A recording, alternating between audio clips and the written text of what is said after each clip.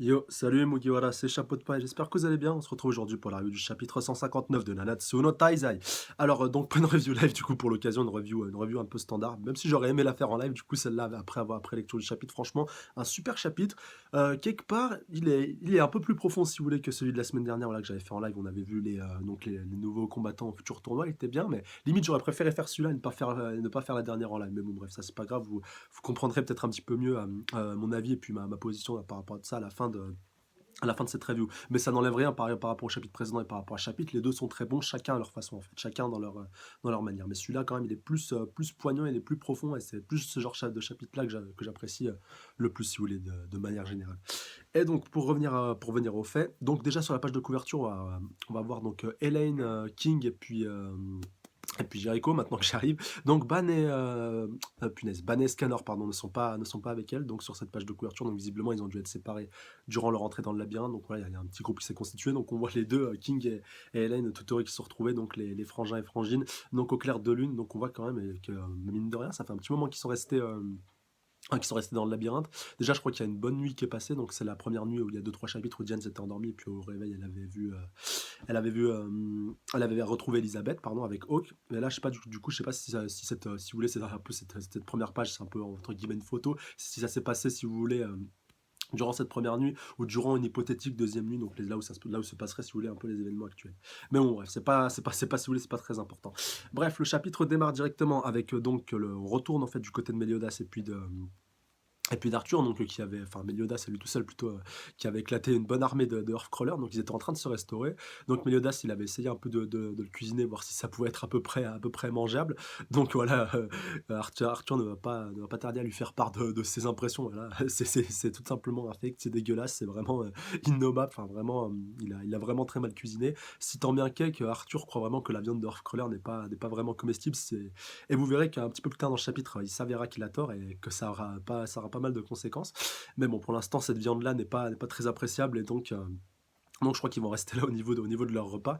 Et donc Arthur va se livrer à deux trois petites confessions. Enfin, ça va tenir même pas sur une page, mais j'ai beaucoup aimé ce passage-là où Arthur va parler un peu de son enfance avec Merlin. Si vous voulez, qu'il a été séparé très tôt de ses parents, et du coup que c'est Merlin qui a été un peu sa tutrice et qui s'est occupé, enfin un peu aussi sa mère de substitution, qui s'est occupée de lui, et qui l'a aidé à faire grandir, et qui l'a aidé à devenir l'homme qu'il est aujourd'hui, le grand Arthur tel qu'on le connaît. Franchement, c'est un des personnages que j'aime le plus, Arthur, dans Natsuno Taizai, déjà dans son apparition lors de l'arc de la bataille de la capitale. Franchement, au début, on n'aurait jamais pu imaginer que c'était un gamin qui se cachait sous cette armure, franchement, mais c'est un super personnage, super bien construit, et il a une bonne personnalité, il a une bonne mentalité. Enfin, vraiment, un personnage que j'aime beaucoup. Dites-moi dans les commentaires si vous aussi vous appréciez bien Arthur, ou les persos, ou le perso que vous appréciez le plus dans Natsuno Taizai.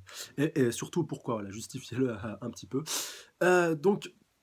Donc après, par rapport à ça, donc ça va durer même pas, comme je vous disais, une petite page. Donc comme Arthur va terminer, va clôturer, si vous voulez, un peu la parenthèse en disant: j'ai une énorme dette par rapport à Merlin, par rapport à tout ce qu'elle a fait pour moi, et j'en ai même pas payé un dixième, je crois un dixième ou un centième. Il a dit que vraiment il a une énorme dette par rapport à elle, et que ça lui tient vraiment à cœur de tenir cette dette. Ça prouve que c'est quelqu'un, que c'est un homme d'honneur, et que ça lui tient vraiment à cœur, enfin voilà, qui s'en fout pas, et qui a de la reconnaissance, si vous voulez, par rapport à tout ce que Merlin a fait pour lui. Voilà, c'est pas forcément le cas de tout le monde, et là, franchement, de voir qu'Arthur il fasse preuve de reconnaissance, enfin ça peut paraître anodin, mais moi j'ai bien aimé ce passage-là, et puis je pense qu'il sera pas sans importance par rapport à la suite. Après, on verra bien lors du tournoi de Weisel, ou même lors pardon, d'hypothétiques futurs arcs, mais parce que je suis persuadé qu'Arthur, voilà, ou même, je pense pas déjà que le manga il va pas s'arrêter à la fin de cet arc-là, en tout cas ce sera un énorme gâchis. Enfin, après, faut voir, mais bon, ça c'est un autre débat, on aura l'occasion d'en reparler, vous inquiétez pas.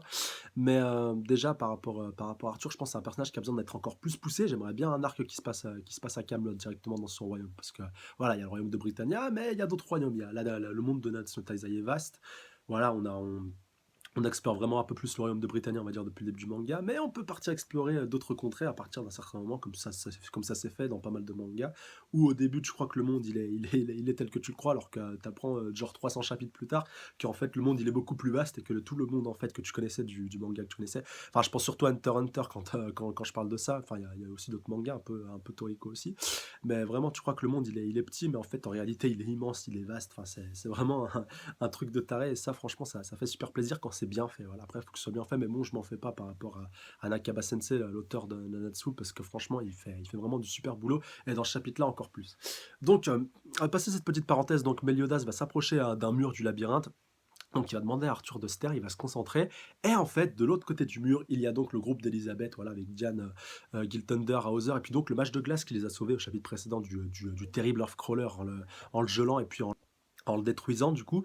Et donc maintenant, là, il est un petit peu allié avec eux, et puis il va continuer, enfin allié, on va dire temporairement, je pense qu'ils vont continuer le chemin ensemble jusqu'à ce qu'ils arrivent à trouver la sortie du labyrinthe. Et donc on voit Elisabeth qui est en train de soigner donc à peu près tout le monde, enfin surtout à Hauser qui s'était fait mordre à la jambe par un Sandcrawler, et puis aussi Diane, je crois que c'était aussi par rapport au sensu qu'elle s'était fait un petit peu bouffer, même si elle avait déjà été soignée, puis aussi je pense du coup l'attaque du Earthcrawler, donc qui date déjà il y a 2-3 chapitres.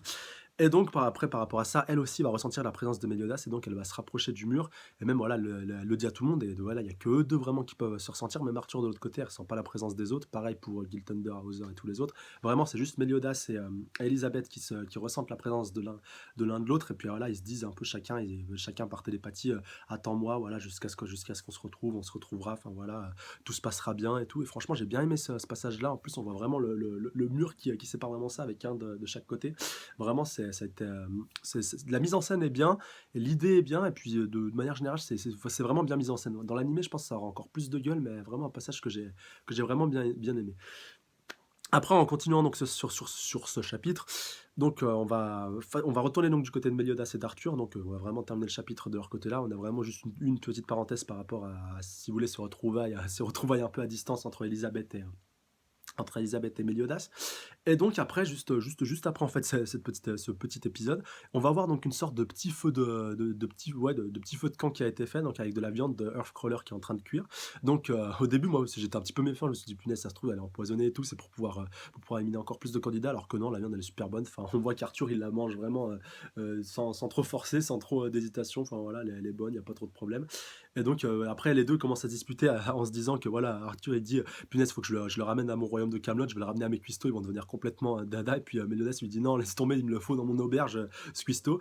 Et donc on voit le petit cuistot, enfin le fameux cuistot qui se pointe. Donc on le voit un petit peu en train de marcher, on ne voit pas encore son visage.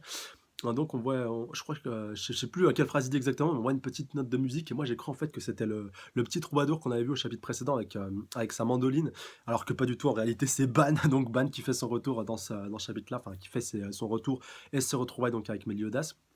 J'ai pas le souvenir qu'il avait déjà rencontré Arthur. Enfin, peut-être si pendant la bataille de la capitale, je sais plus. Enfin bref, mais en tout cas, Arthur a l'air de le découvrir. Alors peut-être qu'il l'avait pas vu. Enfin, dites-moi dans les commentaires pour ceux qui se rappellent s'il y avait déjà eu une rencontre entre les deux, même si c'est pas très important en soi. Enfin, en tout cas pour ce chapitre-là, et puis même de manière générale, je pense pas que ce sera aussi important que ça. Enfin, quoique, ne sait-on jamais, mais vraiment, ce chapitre-là, la fin du chapitre va vraiment se concentrer sur ces retrouvailles entre Meliodas et puis Ban, donc voilà, qui font des retrouvailles assez musclées, un peu comme à leur accoutumée, comme à leur habitude. Enfin, vraiment, assez changé de trois petits coups de poing. C'était assez dynamique et assez bien mis en scène. Franchement, j'ai bien aimé. Et donc après ces fameuses retrouvailles, place donc à un fameux bras de fer donc qui va s'engager, je crois qui est assez classique. Je sais plus si on en avait déjà eu un, donc quoique depuis donc lors de leur première retrouvaille, hein, j'entends bien. Donc Ban pardon, réaffirme donc qu'il y a égalité parfaite, je crois, entre les deux. Et donc voilà, que c'est peut-être un peu ce bras de fer là qui va décider un peu du sort. Donc Arthur est l'arbitre. Donc on voit Meliodas qui prend un peu ça à la rigolade, alors que Ban lui prend ça vraiment, on sent qu'il est hyper nerveux, et il va littéralement le faire voler et l'exploser en un seul coup. Enfin, vraiment, le one shot sur ce bras de fer là, enfin, ça va être vraiment sans contestation possible, à tel point que la terre va un peu s'effriter tout autour. Enfin, vraiment, c'était impressionnant. Et donc après, par rapport à tout ça, enfin, les retrouvailles vont encore plus, un petit peu plus prendre de l'importance, surtout par rapport donc aux déclarations de Ban, donc il va lui apprendre que Elaine est vivante, parce qu'en fait au début Meliodas lui dit toi aussi tu veux participer au tournoi de Baizel, tu veux aussi te faire exaucer un de tes souhaits. Donc voilà, on pouvait penser que Meliodas pensait au souhait de ramener Elaine à la vie, vu qu'à ce moment-là il ne le savait pas. Et donc après il lui casse directement, il lui dit non t'inquiète, Elaine elle est revenue. Donc Meliodas il est content pour lui, voilà, il lui dit super, c'est content, t'as enfin retrouvé celle que tu aimes. Il lui apprend aussi qu'il a retrouvé Escanor, donc qu'il est allié, qui va lui aussi, enfin qui lui apporte assistance pour pouvoir ramener. Je crois que oui, il était chargé de ramener de l'alcool vu que Escanor il est barman, donc de ramener de l'alcool et des tonneaux de vin, si vous voulez, au festival de Weisel, donc Escanor qui n'est pas encore présent et qui n'a pas encore retrouvé Meliodas, donc ça devrait se passer, je pense, dans les prochains chapitres, vu qu'il n'est à la fois pas avec, donc comme on a vu au début du chapitre, il n'est pas avec Jericho, Elaine et puis King, et puis là il n'était pas avec Ban. Donc il doit être un petit peu le cul entre deux chaises, mais bon, je pense qu'ils vont pas tarder à le retrouver et que ce seront de très belles retrouvailles. Quoi qu'il en soit, en tout cas, après, il y a un dernier point quand même vraiment qui sera hyper important par rapport à ces retrouvailles. Donc, Ban qui lui dit vas-y, si t'as quelque chose à me dire, dis-le. Et donc, Meliodas qui lui dit voilà, par rapport à ce qu'il avait fait, par rapport au fait qu'il ait voulu le tuer. Et donc, Meliodas lui dit vas-y, t'en fais pas, c'est pas grave et tout. Je suis content de te retrouver, je suis content de t'avoir à nouveau à mes côtés. Voilà, vraiment, le gars lui tient pas du tout rancœur. Et donc, il lui dit voilà maintenant c'est bon je passe l'éponge même Ban en rajoute une couche en disant mais j'ai essayé de te tuer et Meliodas lui dit ouais, de toute façon allez c'est pas grave et tout c'est pas très important en soi et donc maintenant voilà maintenant le plus important c'est qu'on se soit retrouvés et qu'on soit ensemble pour pouvoir affronter donc les 10 commandements et les prochaines épreuves qu'on aura affrontées surtout avec Arthur en plus là franchement on a un super beau trio et comme l'auteur le précise à la fin donc encore les retrouvailles du plus puissant duo franchement moi aussi j'y crois que c'est un des plus puissants, parce qu'après voilà, faut voir si Scanner avec Meliodas ça pourrait donner un beau duo aussi. Mais en tout cas, depuis le début du manga, un des plus beaux duos et un des plus puissants duos qu'on ait eu, c'est clairement Ban et Meliodas. Et en tout cas, ça fait plaisir de les voir tous les deux se retrouver. Donc, laissez-moi vos avis donc dans les commentaires par rapport à ce chapitre. Est-ce que ces retrouvailles vous ont plu? Moi, en tout cas, franchement, j'ai pas trop encore maté l'animé, mais j'ai très un coup d'œil, je pense, quand cet épisode-là sera adapté, enfin, en tout cas par rapport à ces retrouvailles, parce que ça pourrait être très intéressant. Ça dépend comment c'est mis en scène ou autre, mais franchement, j'ai beaucoup aimé ce chapitre, très poignant, très fort émotionnellement, malgré tout. Voilà, pour certains après, chacun l'appréhende comme il veut, mais moi, j'ai vraiment trouvé ces retrouvailles sincères, vraiment sincères et poignantes, vraiment la sincérité qui m'a touché. On voit qu'ils sont sincères l'un envers l'autre, qu'il y a des regrets, que Meliodas ne lui en veut pas et autres, enfin, ne lui en veut pas par rapport à ce qu'il a fait. Mais vraiment, tout ça, là, au niveau de la mise en scène, au niveau du choix des textes, enfin, vraiment de l'écriture même de chapitres, on va dire de manière générale par rapport aux textes qui ont été réfléchis, enfin, vraiment, super bien fait, super bien réalisé. Donc vraiment un super chapitre, un très très bon chapitre. Donc laissez-moi vous avis dans les commentaires par rapport à tout ça. Dites-moi ce que vous espérez qui se passera donc la semaine prochaine. Moi allez, j'utilise un petit peu, j'espère ou j'annonce, on va dire, allez, allez, j'annonce les retrouvailles entre Escanor et Meliodas. Parce que franchement, voilà, pour l'instant, il est un petit peu en train d'errer tout seul. C'est le seul qu'on n'a pas vu encore dans le labyrinthe avec qui il était ou où il était. Et je pense voilà qu'il fera son retour dans le prochain chapitre. Après, il peut peut-être interagir avec des autres participants, comme ça arrive avec le match de glace avec le groupe de Diane et Elisabeth. Donc c'est peut-être possible. Pareil pour le groupe donc de Meliodas qui vient de compter un nouveau membre avec donc Arthur et puis donc Ban, peut-être qu'ils vont rencontrer aussi un des futurs participants, donc ça reste à voir. Donc laissez-moi vous donner dans les commentaires par rapport à tout ça. Et comme d'habitude, n'hésitez pas à mettre un petit pouce bleu, commenter, partager, surtout à vous abonner à la chaîne pour plus de reviews. Et sur ce, je vous laisse passer une excellente semaine, prenez soin de vous. Salut à tous, sayonara!